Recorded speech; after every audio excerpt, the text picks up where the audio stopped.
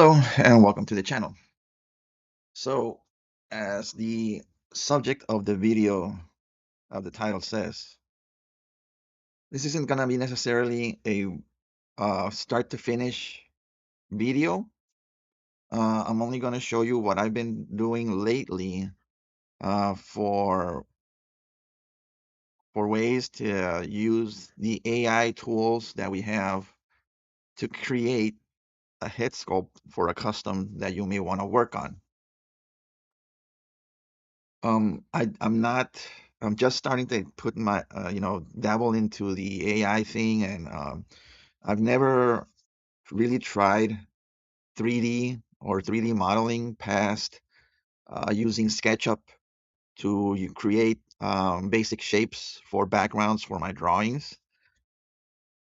But other than that, like 3D modeling using Blender and all of that, um, I never really dabbled too heavily into it.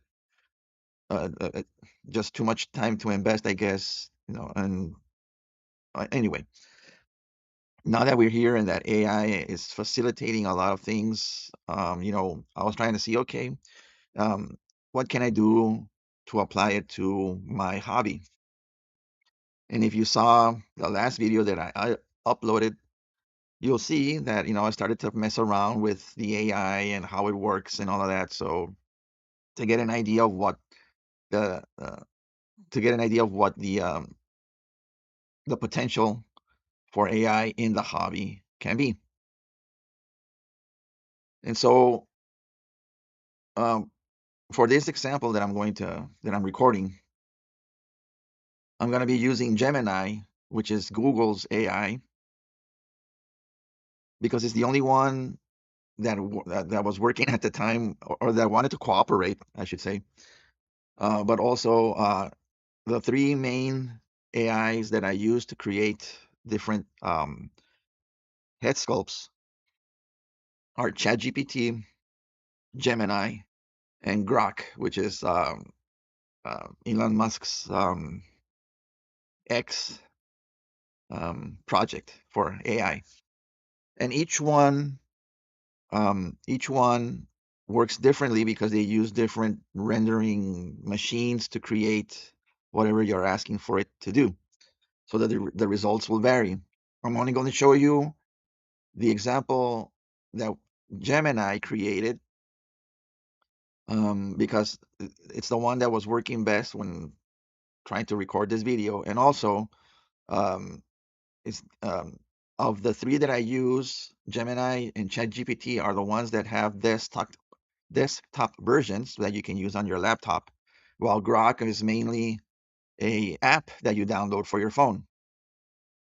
At the end, I'm going to show you the results from all three so you can compare how the AI generates the same image, right?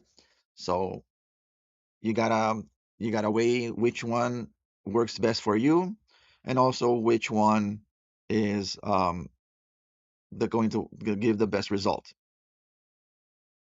So this is the screen from the tab with Gemini. Over here is a tab that I had for ChatGPT, but ChatGPT did not want to generate the image.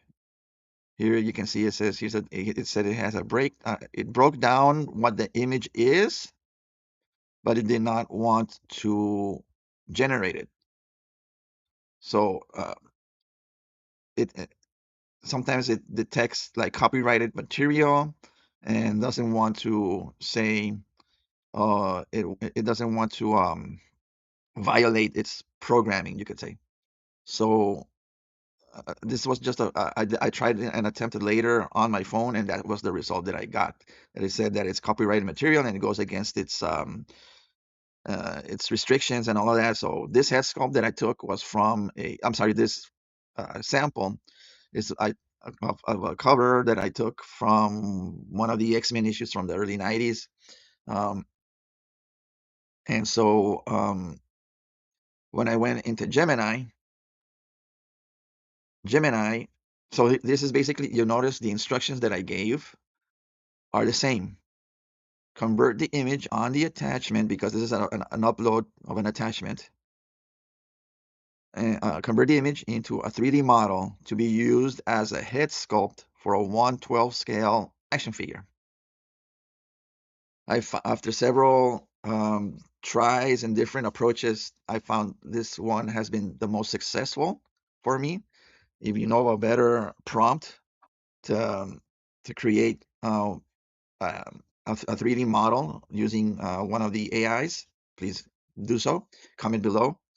But this is the prompt that I've been using specifically for a couple of weeks now, and and um, it's been getting the best results. So this was ChatGPT, like I said. If I go into Gemini and I said, okay, I gave it the same instructions, and this is what Gemini came out with. I'm gonna cut that piece out because so anyway, when I clicked on the button, it's supposed to generate the image, but Gemini seems to be glitching. It seems to work best on your phone. Actually, I don't know why it works best, but when I click on the image, you're supposed to see the image, a larger screen version of the render, which gives you the option to download and all of that. So for some reason, the desktop versions of the AI apps don't seem to work as well if you're using your smartphone. But anyway, so that's the result that I got from this Sabertooth image. Now, the funny thing is, if you notice, it didn't render the mask that the headgear that Sabertooth has right here, which is like a brown headgear that covers up his forehead, his ears, part of his jawline, and all of that. So the AI didn't capture that, and it didn't render that. But this can also work as an unmasked Sabertooth, right? So you can still use it if you want. But that's how this render looks. After this render, I asked it to turn the head 3/4 to the left to get a 3/4 view of the model or of the render. I'll clarify that in just between model and render in just a second. But as you can see here, the how the AI interpreted the two-dimensional drawing, right? By filling out all of the rest on the side of the head, Sabertooth's the rest of the Sabertooth's head. Um, and it mainly the key thing is that some of the AIs, as you twist it and turn it into different points and angles, the AI will start to degrade the render. Not degrade, but it changes it. So like it loses the plot, and the initial render gets lost, and then it tries to fix itself, and the result, once you've turned it for instance, I always try and ask for it to give me the 3/4 view, and then a profile view, and then a view of the back. And when I ask it to turn it back facing forward, the initial render gets all wacky and different, right? So this is when I asked it to turn it 3/4 to the left, and now here's when I said turn it to a side profile, and here is the side profile image. The good thing about this render is that it did not generate a neck or the rest of the body that is shown around the image, right, of the attachment. Some AIs will try and render everything it sees around it, but instead the AI kind of understood what I was asking, and it just rendered the head. That's why we only got this piece, right? Other times I would have to ask the AI to remove the neck or cut the render at the neck, so that then you would only have to worry when translating this to a 3D model for print, that you would then need to just trim off part of the neck that is showing, or keep it, just however you want to advance the print, or I'm sorry, the 3D model for print. Now, one of the things that I noticed here is that I thought the dimensions of the depth of the render was a little too compressed. So I asked the AI, hey, can you stretch the backside of the head sculpt by 15%? And you'll notice, oh, let me show you. Well, actually, I can't show you. I have a caliper tool handy that I was measuring from the tip of the nose to the back of the head on this length, right? So when I asked it to stretch out the back of the head sculpt, it gave me the flip side. But when I measured from nose to the back of the head, it was the same distance.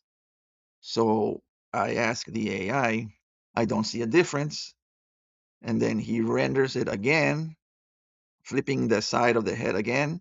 And when I measured, again, it was the same distance from the tip of the nose to the back of the head. So I asked it, what are the current dimensions of the head sculpt? And then it gives you an explanation because the image is a 2D render. It doesn't really have the dimensions, blah, blah, blah, blah, blah, blah. So it gives you something of what an approximation because of its 1/12 scale. So then I ask it, why, I'm sorry, then it tries to justify itself by saying why the stretch is hard to see. So I then asked it, okay, so make the depth of the head sculpt longer on the backside only by 15%. And then it tried it again, and it's the same distance from the tip of the nose to the back of the head. It didn't change it. So I then asked it again, turn the head 3/4 to the side. It turned it just a little bit from this to this. It's very minimal. So then I asked the AI to make a collage of 6 different angles so that I can see the head sculpt in, and you can see it pretty much copy and pasted three renders, and only in the middle it flipped it, but other than that, it's the same angle, only repeated, right? And I said, no, I want more variations, and then it kind of did what I asked. This version, the head is a little tilted more forward. This is a little more straightforward. This was the initial version. This is still a little more like the head is a little bent, slightly more downwards. You know, this and this are the same one. This is the backside of the head and all that. So I asked it, if I take this image with the various angles to a different app that can render the image into a portable 3D object, will it be able to detect all the sides and create a composite? Meaning, I want to take this image that shows all the sides of the head of the render, and if I take it to an outside application, which you need to do to output a printable file, will it be able to recreate the head using all of these render images, you know? And it says, great question, but in short, not automatically. Some tools, blah, blah, blah, blah, blah. It says some of them may require more than just one image. And, it says here, like, for instance, some may require up to 50 to 100 photos, blah, blah, blah. And it gives you suggestions for the types of converters, image to converters, and so on. Funny enough, as I was working on this and on my phone, I looked up and I got an ad for Meshi on Instagram, and it says that Meshi does allow for multi-picture reference to create a 3D render of the model.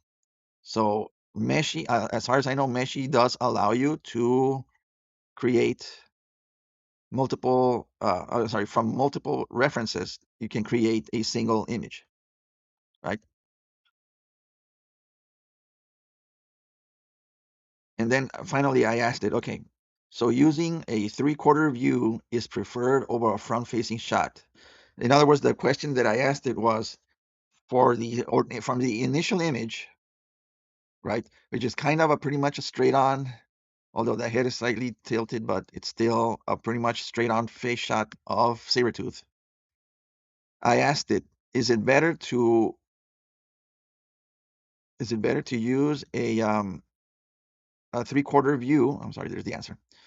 Is it better to use a 3/4 view over a front-facing shot? And it says, yeah. Well, actually, it says it depends, but it says but it says why the three-quarter view is often the sweet spot. And it says the three-quarter view is preferred because it gives the AI information about two planes at once, the face and the side of the head, and it can see the depth of the nose and the curve of the cheek and all, basically the facial, the the topography, you could say, of the facial features, right? It'll be able to read those better versus the front view, which is the hardest because it's a flat surface, you could say, basically.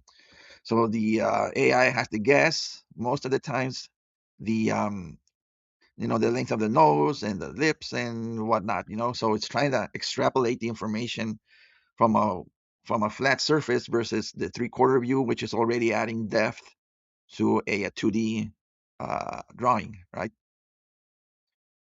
And then it goes on to explain why, for human sculptors, why something might be preferred over the other, blah, blah, blah, blah, and that's where the conversation ended. All right, so it just says recommended, use apps like Meshi, CSM, use a three-quarter view. It says use the three-quarter view I generated for you earlier. It provides the best balance of facial and detail and main depth for the AI to interpret. You're going to hire a sculptor, use a site like Fiverr or Upwork, send them a collage so they be able to map the head, and then finally, would you like me to? Okay, so that's when I stopped here. Okay, so let's go back to the initial render. Obviously, this render is a color render.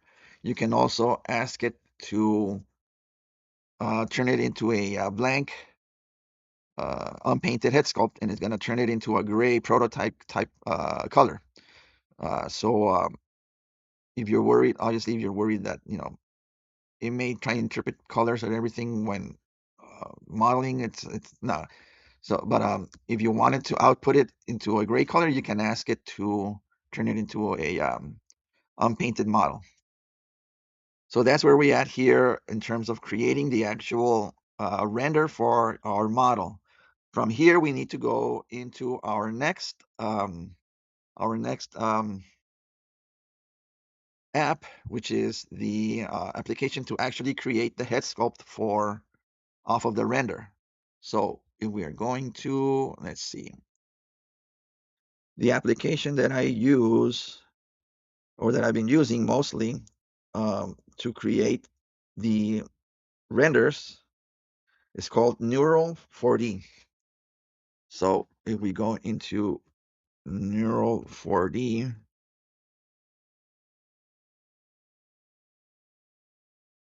it's going to ask you to upgrade to a different plan and all of that. So I'm already in my account, Neural 4D. It gives you free tokens, you can say, for which it allows you to render images, right? So if we go into on the menu here on the side, it says image to 3D. This is where you convert the render of the AI gave you, and that's what it's going to use to feed to convert the image into a 3D model. And then we go into assets. It's going to load the models that I have created so far with varying results. So as of this recording, I'm waiting for this head sculpt to arrive. I'm using the same 3D printer that the guy that I used who provided the head sculpt for my Maximum Spider-Man, the more McFarlane style head sculpt. I contacted him and I asked him if he would be able to work on this head sculpt that I created off of this image of this render, which is based off of the cover of Fantastic Four Volume 1 375, because I will be working on a custom of that Sue Storm. And if you're familiar with that era's custom, and I'm probably going to show a image while I'm editing, that's the custom that I'm going to be working on and why I asked for this render. So as you can see, based off of that sample, and I'll edit the image here so we can compare side by side, and you can see the results, and see how much of it the AI actually adapted into its mold to create its 3D model.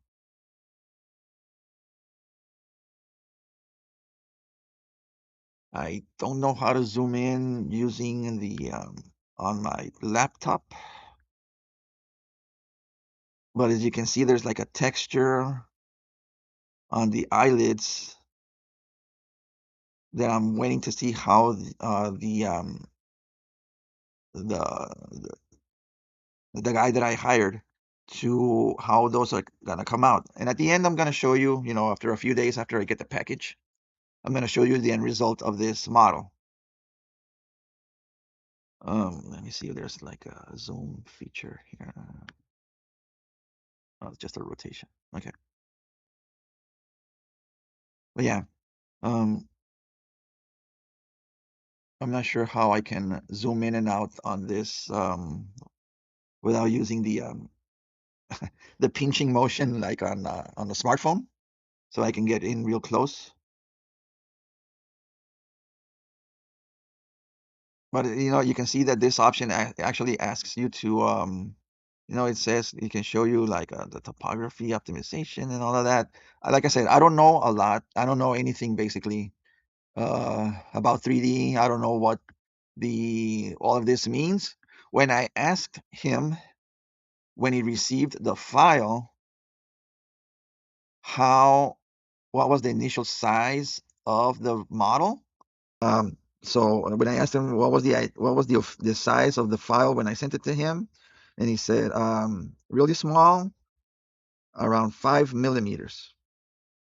5 millimeters is half a centimeter, and half a centimeter is like a quarter of an inch in terms of like real actual size. So the actual head sculpt when he received it was at about a quarter of an inch of a size, and the actual head sculpt is around two on average. You could say an average head sculpt for a for an action figure is around anywhere from like 1.5, let's see, about 1 inch, or yeah, about 2.5 centimeters, or 25 millimeters, right? So it was really small. So he had to, but the thing is, the OBJ file, you can blow it up almost like a vector file without it losing any of its quality, right? So that's it. So from here, we have the 3D model ready to go. Okay, so as I was saying, while using the laptop, on the pad, you can't zoom in and out. I was just figuring it out. I actually did a search how to zoom in. And no, I need a mouse. I'm using like I don't have a mouse hooked up, so you need like the middle button to zoom in and out. But anyway, so from here, we go into the download of the model, and for the download of the model, we hit the down arrow here.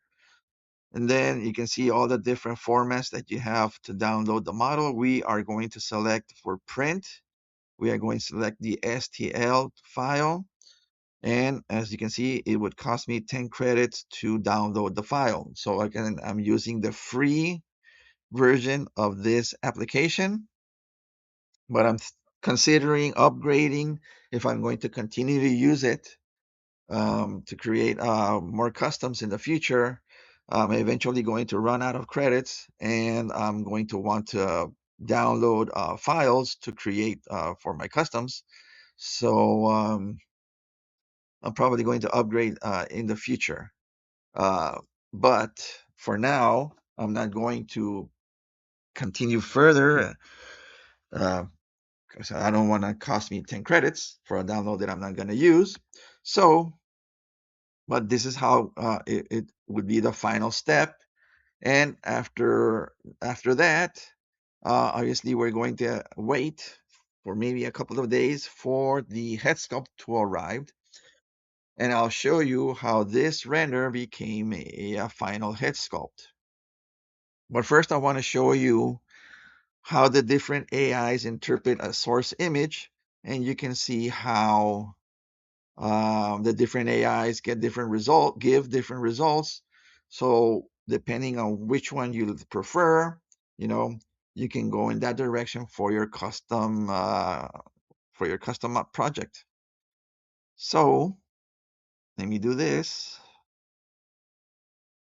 Okay, so I'm into one of my folders here that I've prepared that you can see, and I'm doing through editing. I'm going to show you a comparison, but this is the same render of the sample image for the Sue Storm, but this one, I believe that I used ChatGPT for the first one, um, but I still haven't started experimenting with the other AIs.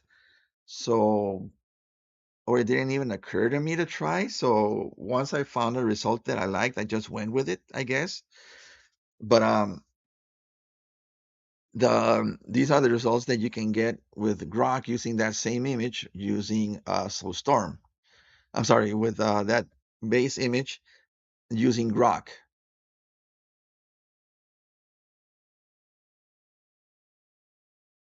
And you can see here how the facial features are a ton more realistic than the one that we got from ChatGPT that we ended up actually using to create the 3D model.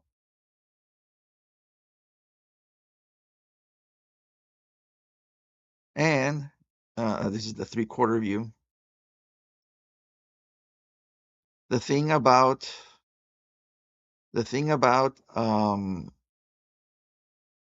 Grok is that it gives you multiple options um,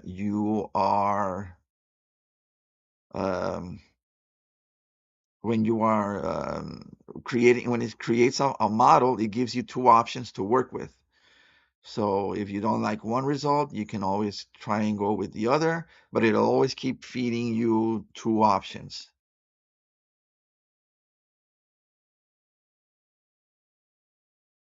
And this is option number 2.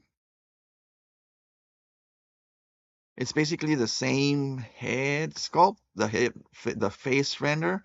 The only difference was the hair color. I think that's probably it. Well, actually, the difference is this one has the neck. This one does not have the neck. So you already have the part of that's behind that was hidden behind the neck render. Now you can see the clump of hair there. I forget if I asked it to um, remove the neck and render the rest of the piece of the hair that's missing, or if this was the default second option. Um, but if I were to continue using these renders, I'd probably go with the second option because ultimately it's going to print in gray, so it doesn't matter the hair color. But I think this would work better for print.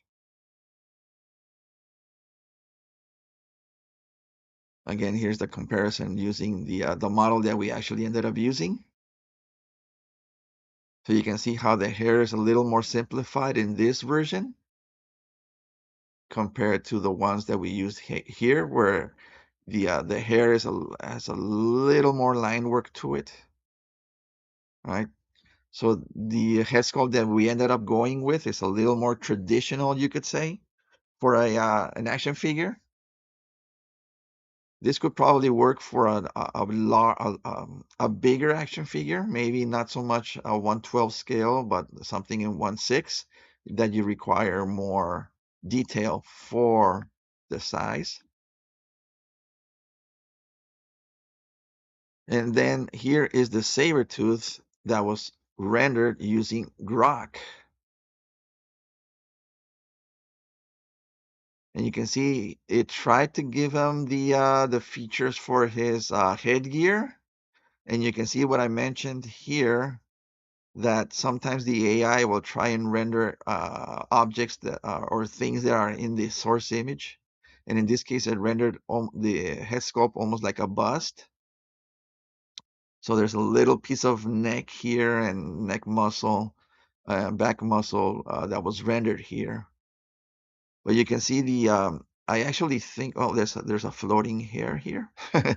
But actually, I think this render looks closer to the artwork, Andy Kubert's artwork, than the one that we actually got from Gemini.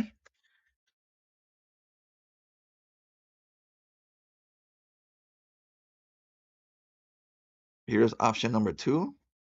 You can see it rendered a little more of the body here, but the render itself the looks almost the same. And you can see how already the hair looks a little more simplified in this version, in this I'm sorry, in this model render versus the one that we ended up using at the well, we didn't even use it, right? I'm just saying in comparison to what Genesis used.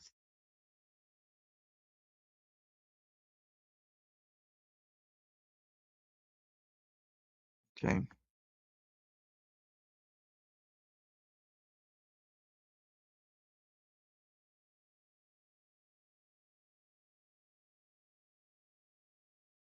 But yeah, and now as a final look, I'm going to show you a test that I used to render a image of actress Natasha Henstridge, who famously was probably most famous for her role as Syl in the Species movies from the 90s.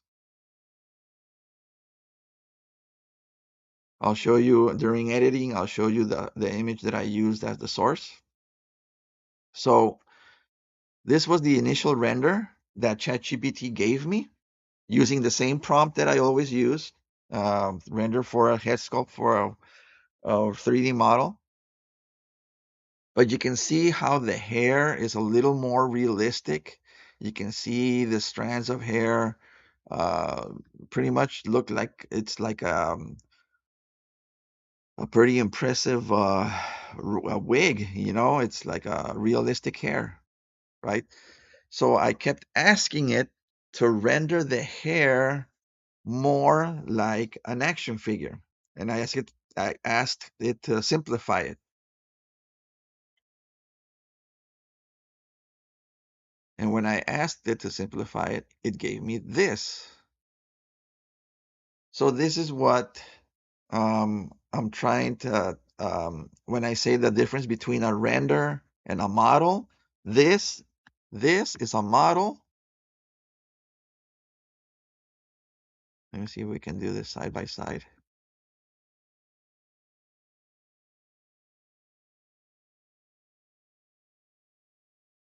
Oh, it's going to, but there we go. Okay. So you can see this is a model, this is a render. The render is trying to recreate the image as realistic as possible, while the render is going to recreate the image into what you want it to be. In this case, a head sculpt for an action figure. And this is the other image, the turnaround at a 3/4. So this image would work. This would probably the one that I would use to recreate for a 3D print.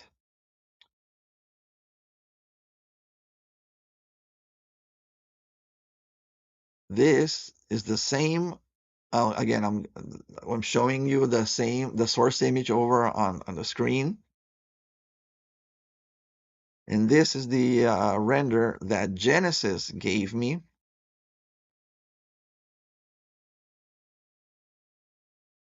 And you can see how different it interpreted the source image. And the alternative was without the ball joint at the bottom. Here she kind of looks like a little like Kristen Dunst, how she looks now, a little older instead of a younger Kristen Dunst. But you could also use this as a almost a Sue Storm also.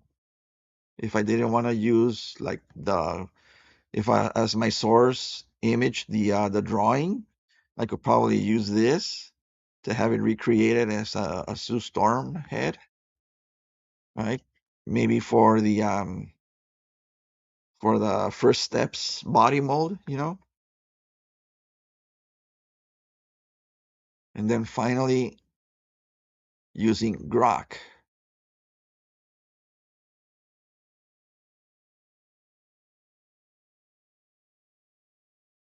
Here she kind of looks like Natasha, but not quite like her. It like tried to recreate her as best it could.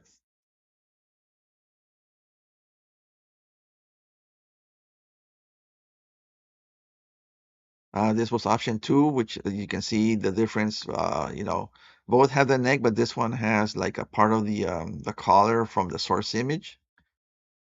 This one just has the neck extended, and then the three-quarter view. So again, you could probably use this as some sort of version of Sue Storm. For like the for the move for the movie version, or she also kind of looks like Kim Basinger, however you want to say it.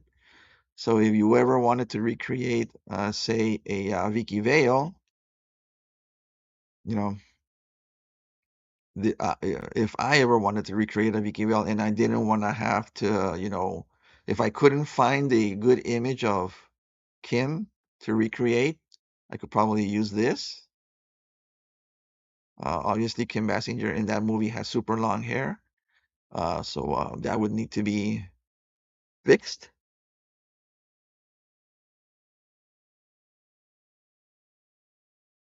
But yeah, so you can see all of the different options, how different AIs will give you and feed you the data. But ultimately, I think ChatGPT is the one that actually nailed her resemblance the most. Right? I didn't ask for a gray scale because again, I'm not going to print this anytime soon. So, but I'm curious what the grayscale, not the grayscale, but the gray unpainted model, quote unquote, would look like. And so yeah, that's pretty much it.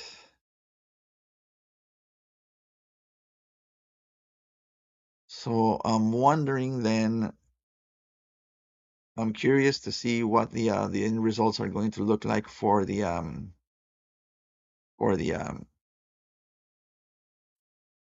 so when next we see, we are going to be looking at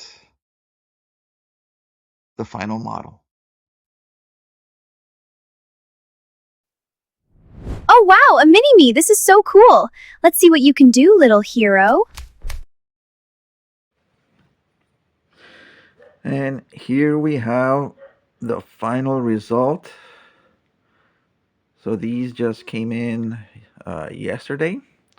I say these because I ordered two. They're in slightly different sizes. Um, I think this one was like the first test run, and I asked the guy to print the head slightly smaller because when he showed me the first print, I kind of thought it looked a little too big. So I said, "Can you print it a little smaller?" So he did, and this is the second version. Um, but yeah, so these are the final prints. I so the custom that I'm going to be making is of the Sue Storm. I don't in her very 90s revealing costume.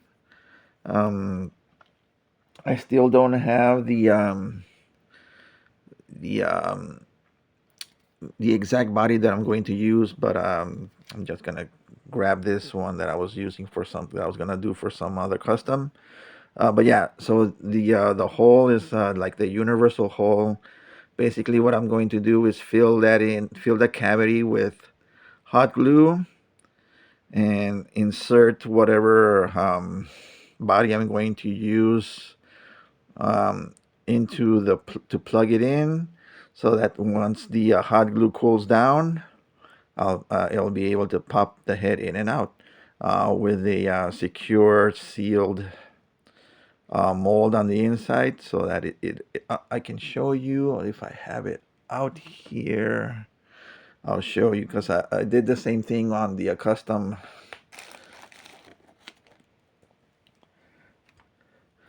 So this is this head sculpt from the same guy that printed the Sue Storm. So you can see that I use hot glue to form the inside of the cavity for the ball joint. I'm able to plug it in and move the head side to side using hot glue. So it's gonna be the same thing on this one. But yeah, the print itself came out real nice. Hardly any, I don't detect any errors or blemishes. Obviously this color is a little hard to tell until I painted gray for primer gray, to see if any details are, but it doesn't look like any details are lost or anything. This thing. There you go. So yeah, basically, if you so yeah, you know, the only thing that is probably I'm gonna need to do is trim down the backside here, so that you can just get better range when turning the head. You can see how if I turn the head, it's going to be raising up and down. So I'm gonna have to trim some of that off of the back.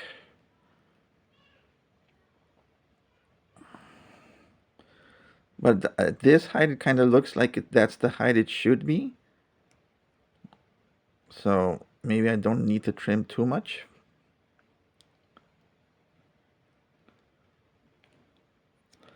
And like I said, the other head sculpt is slightly bigger. And you can probably tell just by the